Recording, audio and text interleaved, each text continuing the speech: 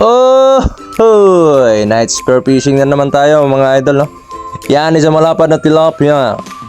Pa po natin yan. Good size na po yan mga idol, no? At yun, medyo malabo pa rin po yung tubig.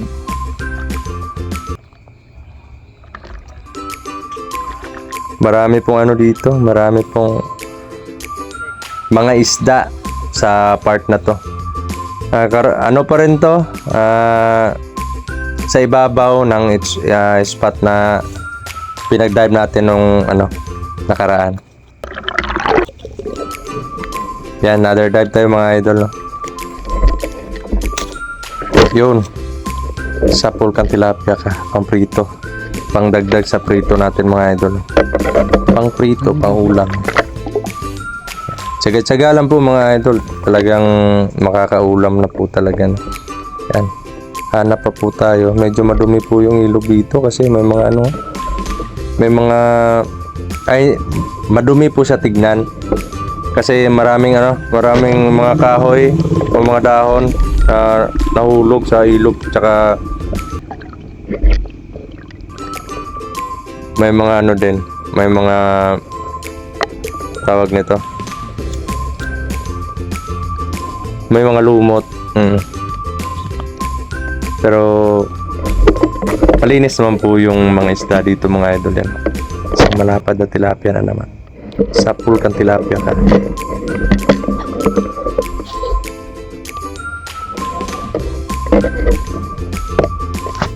Medyo maingay po yung natin ngayon, yung voice over, kasi maaga pa eh. May mga gising pa. Yan, isang malapad na tilapia. Yan, another dive po tayo mga idol. Yan, may nakuha po tayo dyan. Hindi ko lang na huli na nung na-play ko yung yung camera. Yan, isang malapad na tilapia mga idol, no? Yan.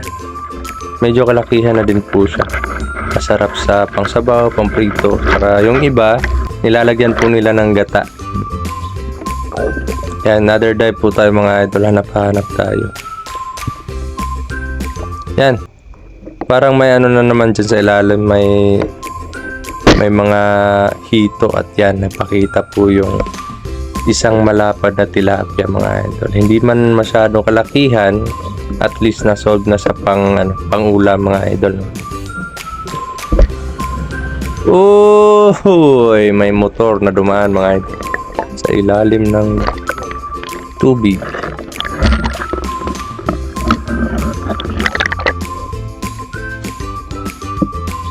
Yan,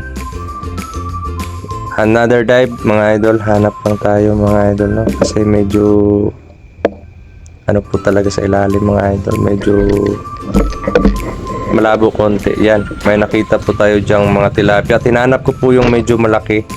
Yan, nandun sa ilalim. Yan, sapul kang tilapia ka.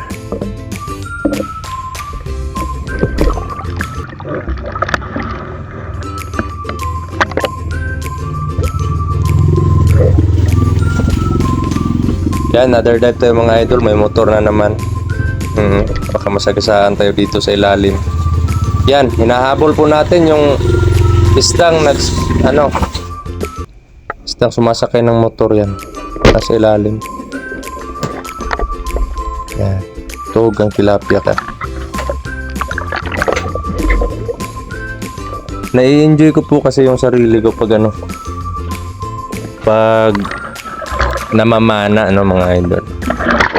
At nakaka-relieve din po ng relief ba yun, or relieve ng stress, lalo na pag marami tayong iniisip na iniisip natin yung mga obligations. Yan, may isang malapad na tilapia na naman yung gumulat sa atin dyan mga idol. Kaya nakalabit ko yung gatilyo. Kaya iyaw, natamaan. Yan, may kasama po tayo dyan mga idol. Si Daning Diving Vlog. Yan. Yan, another dive tayo mga idol, no? Yan, isang malapad na tilapia na naman. Tsaga-tsaga lang tayo mga idol. Maraming motor dito sa ilalim ng tubig. Hanap ulit. Yun, nakatago sa sa isang lupa yan. Nakaw, hindi tinamaan mga idol. Nakano yata yun,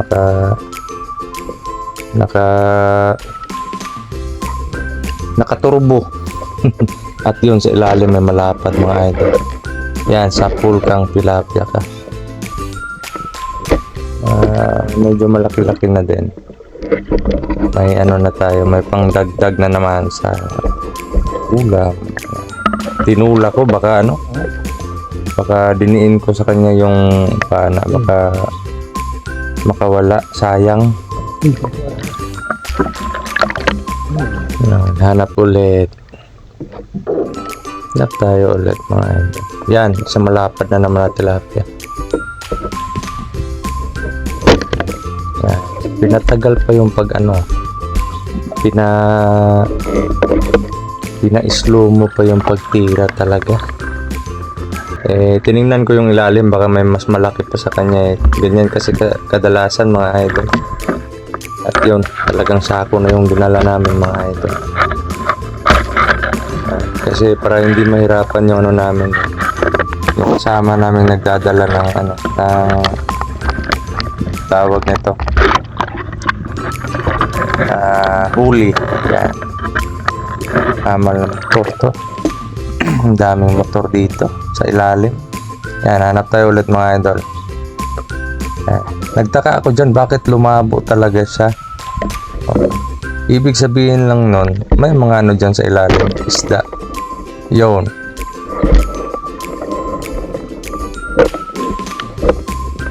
Yan, kinamay ko na. Yan, inalalayan ko ng kamay kasi baka makawala. Yan, medyo malapad kasi mga idol. Yun. Masarap ang prito yung malalaki.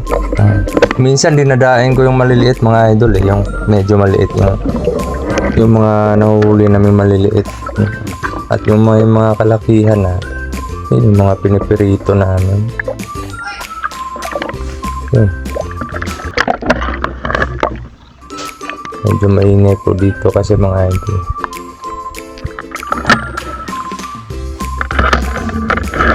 Reload muna.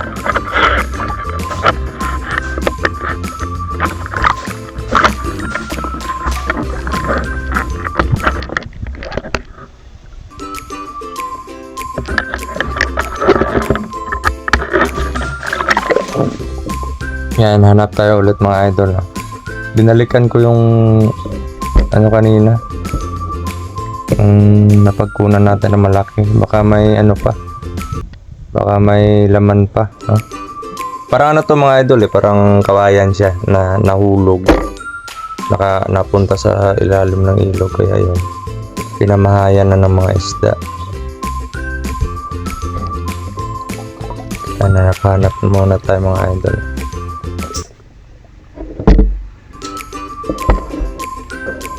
Sobrang labo talaga ng tubig. Yan.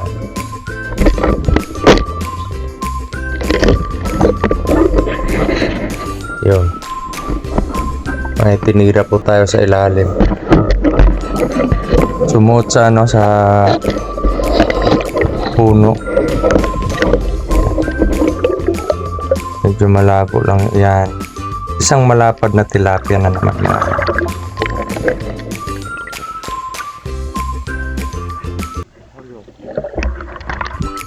Nagagandahan din kasi ako sa sa ganitong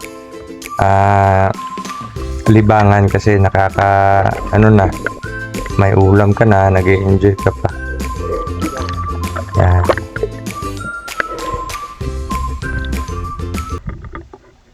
Yan, isang malapad na tilapia po mga idol.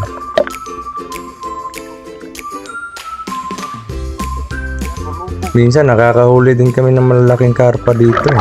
Pero sabi ng ng yung kasama ko, yan, isang malapad na tilapia na tuhog kang tilapia ka. Sabi ng kasama ko, dun sa talaga, yung sa baba daw, baba ng pinag-dive namin noon. Marami daw karpa yun dun. Kaya sa susunod na exploration siguro sa pamamana namin, baka dun kami papunta. Depende lang sa panahon kasi minsan may mga lakad tayong di inaasahan, gawa po ng may mga lalo na mga idol. Yan, isang bula. Yan, bula kung tawagin sa amin yan, fresh water snapper. Yung mga kinakain niya po mga idol is yung maliliit na isda. Ano po yan, mataba. Halos halos walang buto, puro laman. Masarap din sa daing yan mga idol, prito. Kaya lang yung tubig tabang ay yung isdang nasa tubig tabang, delikado pag kinikilaw. Dapat talaga dinadaan sa yun, may hito yan. Hindi natamaan mga idol. Sayang yun mga idol. Ang magaling umilag. Yan, hanap ulit. Yun, isang malapad na tilapia mga idol.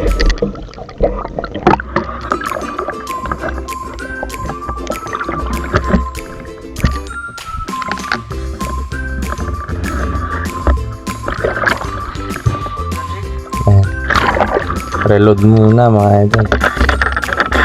Kasi pang lang to, DIY lang yung gamit nating pana mga idol. Susunod papakita ko sa inyo yung yung itsura talaga ng ginagamit nating pana. Yun, sapul kang tilapia ka, sana hindi makawala. Yun, pinalalayan ko ng kamay kasi masakit talaga makatinik mga idol, lalo na pag walang gloves. Yan. Minsan kahit kahit pagod, kakauwi lang, talagang pag pupuntahan ko yung ilog, pag siya, yung kayang-kaya lang, hindi masyadong malabo. Yun, agad nang didiskarte ng pang-ulam. Kahit saging lang yung partner kasi wala namang pambili ng bigas, kaya yan, saging, at least isda yung isda yung yung partner.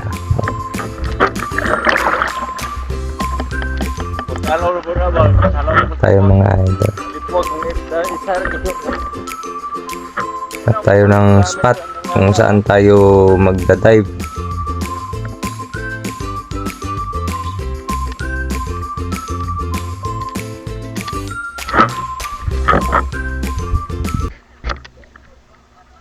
Medyo lang talaga, masakit sa mata yung camera kasi hindi ko pa talaga kontrolado paano mag ng camera sa na nakalagay sa pana.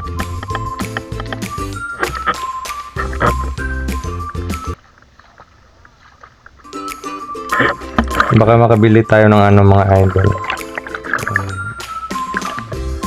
Pabili tayo pagdating ng panahon. Pangarap ko din yung may flashlight na yung pang underwater talaga siya, tapos matagal siya malubat at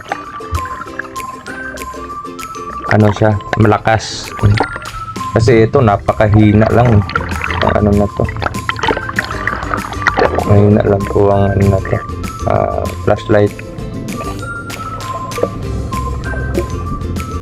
Yan medyo malabo ang tubig.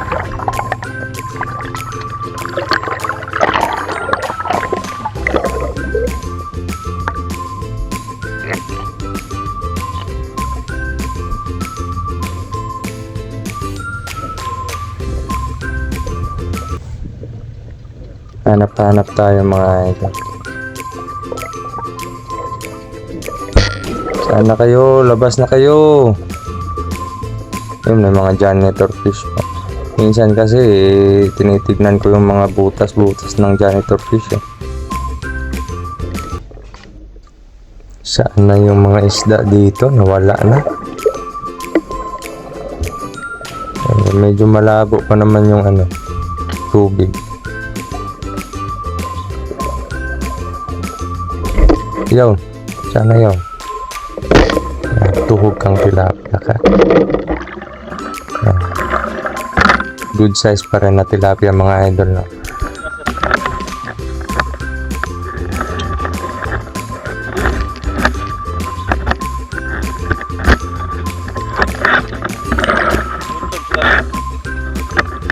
Giniginaw na yung kasama ko. Kasi lang siya, nakahubad lang siya.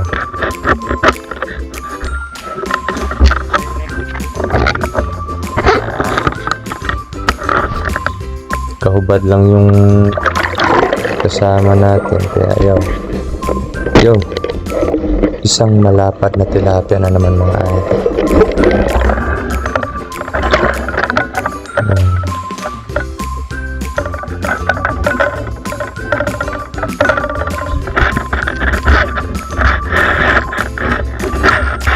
Reload muna mga idol, hindi kasi automatic natin.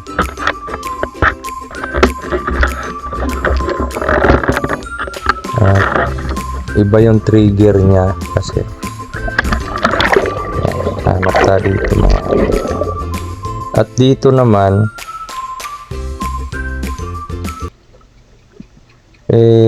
tinignan ko yun, isang malaking karpa hindi tinamaan. Nakaw, sayang mga idol. Yan, slow motion po natin para makita nyo ng mga idol. Yan medyo malaki na po yan, mga 1 kilohin na yan mahigit Nahuli yung tira ko mga idol. Malaking ulam na sana yun. Pag sayo sayo, pero pag hindi hindi talaga, wag na lang pilitin. Yan talaga yung buhay mga idol. Yan. Pero nanghinayang pa rin mga idol kasi kumbaga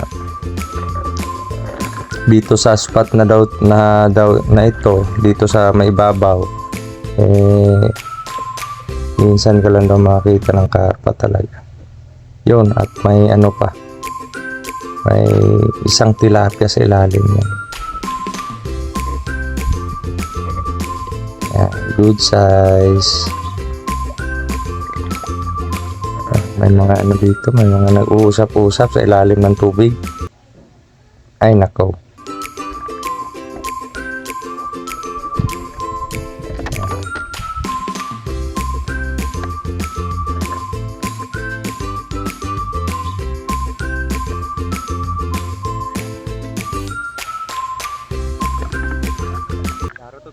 At medyo giniginaw na din ako dito mga idol dito sa part na to. Medyo maginaw na. Ayan, reload muna tayo.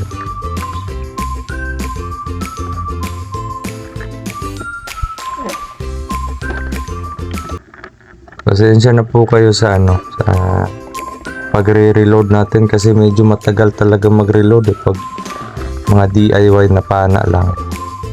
Ganitong pana sa ginagamit ko. Yan. Hanap tayo mga idol. Tuhog kang tilapia ka. Isang good size na tilapia na naman mga idol. At yun. Hanggang dito na lang po mga idol. Maraming salamat po sa panonood. Napakabang na lang po sa next video natin mga idol. Maraming salamat.